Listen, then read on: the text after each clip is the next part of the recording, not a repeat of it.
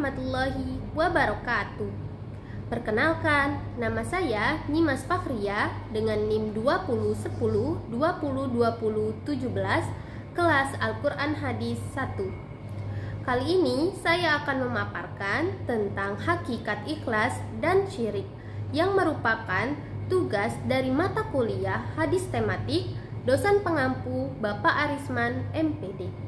Selamat mendengarkan dan menyaksikan. Hakikat ikhlas. Ikhlas merupakan bentuk masdar dari kata khalasa yakhlisu akhlason yang berarti yang suci, jujur, murni, bersih, dan sebagainya. Secara etimologi, ikhlas berarti membersihkan. Sedangkan secara terminologi, ikhlas merupakan bentuk kejujuran seorang hamba terhadap keyakinan atau akidah perbuatan yang hanya ditujukan kepada Allah Subhanahu wa Ta'ala. Dalam ilmu tasawuf, ikhlas terbagi menjadi 3. 1. Ikhlas awal. Ikhlas awal ini merupakan tingkatan paling awal dalam ikhlas. Ikhlas awal ini merupakan perbuatan beribadah kepada Allah yang disertai dengan rasa takut kepada Allah Subhanahu wa Ta'ala dan masih mengharapkan pahala dari Allah Subhanahu wa Ta'ala. Dan yang kedua, ikhlas khawas. Ikhlas khawas ini ialah perasaan untuk ingin menjadi dekat kepada Allah Subhanahu wa Ta'ala. Nah, melalui kedekatannya inilah seseorang dapat mendapatkan sesuatu dari Allah Subhanahu wa Ta'ala. Nah, dan yang terakhir yaitu tingkatan ikhlas paling tinggi, yaitu ikhlas khawas al-khawas, yaitu perasaan beribadah kepada Allah dengan meyakini bahwa Allah sebenar-benarnya pemilik kebenaran. Mengenai pembahasan tentang ikhlas ini, Allah Subhanahu wa Ta'ala berfirman dalam Quran surat Az-Zumar ayat 2 yang berbunyi, A'udzu billahi minasyaitonir rajim. Bismillahirrahmanirrahim. Inna anzalna ilaikal kitaba bil haqqi fa'budillaha mukhlishan lahuddin. Yang artinya, sesungguhnya kami telah menurunkan kitab kepadamu Muhammad dengan membawa kebenaran. Maka sembahlah Allah dengan penuh ikhlas beragama kepadanya. Dalam Quran surat Az-Zumar ayat 2 ini, Allah Subhanahu wa Ta'ala memerintahkan kita untuk beribadah kepada Allah, hanya kepada Allah. Artinya ikhlas dan hanya mengharapkan ridho Allah Subhanahu wa Ta'ala. Allah merupakan suatu kebenaran yang harus diyakini. Itulah yang merupakan hakikat ikhlas dalam Quran surat Az-Zumar ayat 2 ini, yaitu ikhlas murni karena Allah sang pemilik kebenaran. Ikhlas yang diperintahkan dalam Quran surat Az-Zumar ayat 2 ini merupakan tingkat ikhlas tertinggi, yaitu ikhlas khawas al-khawas. Selanjutnya, hakikat ikhlas pun dijelaskan oleh Rasulullah SAW dalam sabdanya yang berbunyi, Innallaha la yanzuru ila suwarikum wa amwalikum, walakin innallaha la yanzuru ila a'malikum wa qulubikum. Yang artinya, sesungguhnya Allah tidak melihat harta dan rupa kalian, melainkan Allah melihat amal dan hati kalian. Artinya dalam hadis ini Allah Subhanahu wa Ta'ala itu tidak memperdulikan apakah kita merupakan orang yang kaya atau orang yang memiliki kedudukan yang tinggi, tetapi Allah melihat daripada amal dan keikhlasan kita untuk beribadah kepadanya. Dengan demikian dapat disimpulkan bahwa hakikat ikhlas merupakan suatu perasaan seorang hamba yang dipenuhi dengan kejujuran yang murni untuk beribadah kepada Allah, hanya kepada Allah, dan juga ia meyakini bahwa setiap ketetapannya merupakan hal-hal untuk membersihkan jiwanya. Hakikat syirik.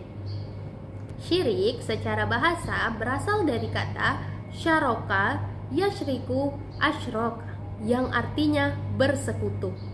Menurut istilah, syirik merupakan suatu bentuk perbuatan yang menyekutukan dan meyakini bahwa adanya Tuhan selain dari Allah Subhanahu wa taala.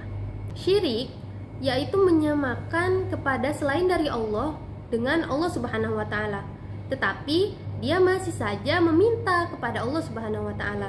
Hal ini biasanya ia dilakukan saat sedang berdoa, beribadah, bernazar, berzakat dan sebagainya.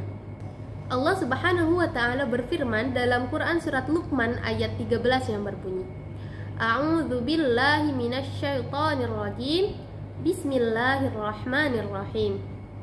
Wa idz qala Luqmanu libnihi wa huwa ya'izuhu ya bunayya la tusyrik billah innasyirka lazulmun azim. Yang artinya, dan ingatlah ketika Luqman berkata ketika ia memberikan pengajaran, janganlah kamu menyekutukan Allah. Sesungguhnya menyekutukan Allah merupakan kezaliman yang besar. Orang-orang yang menyekutukan Allah Subhanahu wa taala berarti menempatkan ibadahnya kepada sesuatu yang tidak sesuai, sesuatu yang salah. Hal ini merupakan suatu kezaliman yang sangat besar.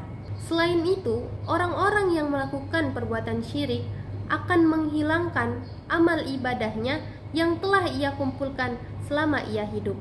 Na'udzubillahi min zalik. Berarti orang-orang yang syirik itu penuh dengan kesia-siaan. Syirik merupakan dosa besar yang tidak akan diampuni oleh Allah Subhanahu wa taala apabila orang tersebut tidak melakukan taubat yang sebenar-benarnya taubat. Hal ini dijelaskan oleh Rasulullah Shallallahu alaihi wasallam dalam hadisnya yang berbunyi, An Abdillah radhiyallahu anhu qala qultu ya Rasulullah ayyu dzanbi a'zamu qala anta ja'alallahi niddan wa huwa khalaqaka. Yang artinya, dari Abdullah radhiyallahu anhu berkata, aku bertanya, wahai Rasulullah, dosa apakah yang paling besar? Kemudian Rasulullah menjawab, engkau menjadikan tandingan bagi Allah Subhanahu wa taala padahal ia yang telah menciptakanmu. Kemudian syirik terbagi menjadi dua. Yang pertama, syirik akbar atau syirik jali atau syirik besar. Nah, syirik ini merupakan syirik yang jelas-jelas menyekutukan Allah.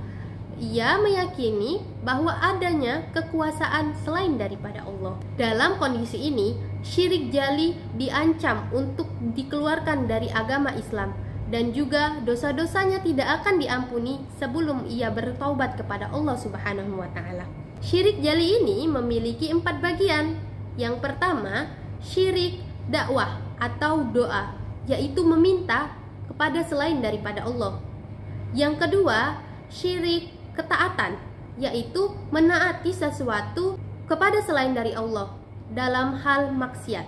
Dan yang ketiga, syirik niat, yaitu memiliki tujuan untuk beribadah kepada sesuatu selain dari Allah Subhanahu wa taala. Yang terakhir, syirik kecintaan, yaitu menyamakan Allah kepada selain daripadanya dalam bentuk kecintaan. Bagian syirik yang kedua, yaitu syirik asghar, syirik kecil, syirik khafi. Syirik ini merupakan syirik yang ia secara tersirat menyekutukan Allah Subhanahu wa taala. Nah, syirik asghar ini memiliki 2 bagian. Yang pertama, syirik zahir atau nyata, yaitu ia mengucapkan atau bersumpah kepada selain daripada Allah tanpa sadar maupun sadar. Yang kedua, yaitu syirik khafi atau samar-samar, yaitu orang yang beribadah tetapi mengharapkan pujian dari ibadahnya tersebut. Nah, itu termasuk daripada syirik ya teman-teman. Dengan demikian dapat disimpulkan bahwa syirik merupakan perkataan, perbuatan, keyakinan untuk menyekutukan Allah Subhanahu wa taala. Syirik merupakan sebuah kezaliman sehingga sangatlah merugi bagi kita jika terbesit sedikit pun ada niat untuk menyekutukan Allah Subhanahu wa taala. Karena ibadah kita akan sia-sia jika kita melakukan syirik kepada Allah Subhanahu wa taala. Demikianlah pemaparan dari saya mengenai hakikat ikhlas dan syirik.